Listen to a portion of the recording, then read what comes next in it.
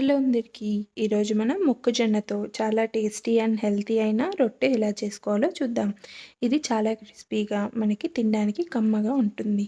ఈ process start చేద్దాం. దీనికి ముందుగా ఒక బౌల్లోకి మొక్కజొన్న పిండి ఒక 2 కప్స్ తీసుకోవాలి. బాగా ఎండబెట్టిన మొక్కజొన్నల పిండి ఉంటుంది కదా, అది మనం తీసుకోవాలి.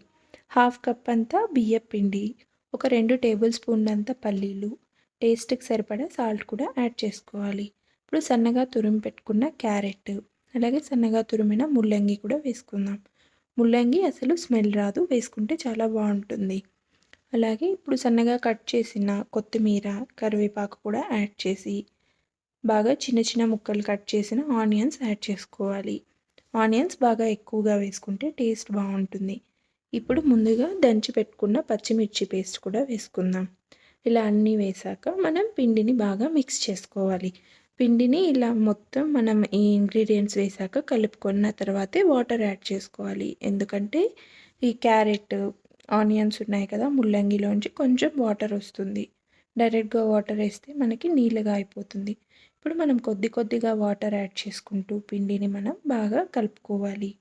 మరీ ఎక్కువ వాటర్గా కలుపుకోకుండా పిండిని కొంచెం హార్డ్గా కలుపుకోండి. ఎందుకంటే ఒక 5-10 నిమిషాలు మనం దీన్ని పక్కన పెట్టుకుంటాం కదా, అప్పుడు ఇందులోంచి వాటర్ అనేది రిలీజ్ అవుతుంది. ఇలా పిండినంతా మనం ఒకసారి బాగా వాటర్ వేసి కలుపుకున్నాక మూత పెట్టి ఒక 10 నిమిషాలు పక్కన పెట్టుకుందాం. ఇప్పుడు ఒక ప్యాన్ తీసుకొని దానికి బాగా ఆయిల్ అప్లై చేసి మనం ముందుగా ప్రిపేర్ చేసి పెట్టుకున్న పిండిని కొంచెం తీసి వేసుకోవాలి. ఇలా మన వేళ్ళని వాటర్లో తడుపుకుంటూ పిండిని బాగా స్ప్రెడ్ చేసుకోవాలి. దీన్ని ఎంత వీలైతే అంత పలుచగా తట్టుకోండి. ఇది ప్యాన్కి అస్సలు స్టిక్ అవ్వదు. బాగా పలుచగా ఉంటే మనకి టేస్ట్ బాగుంటుంది. ఇలా వాటర్ అద్దుకుంటూ బాగా చేసుకున్నాక దీనిపై నుంచి కూడా కొద్దిగా ఆయిల్ వేసి దీనికి బాగా ప్లేట్ కవర్ చేసి స్టవ్ పైన పెట్టాలి. ప్లేట్ ఫుల్ కవర్ అయ్యేది పెట్టుకోండి. ఇలా పెట్టాక మనం ఫ్లిప్ చేసుకుంటే బాగా కాలిపోయింది చూసాక, మళ్ళీ ఇంకో సైడ్ కూడా బాగా ఇలా మనం తిప్పుకుంటూ రెండు పక్కల బాగా కాలాక దీన్ని సర్వ్ చేసుకుంటే చాలా టేస్టీగా ఉంటుంది. అంతే అండి.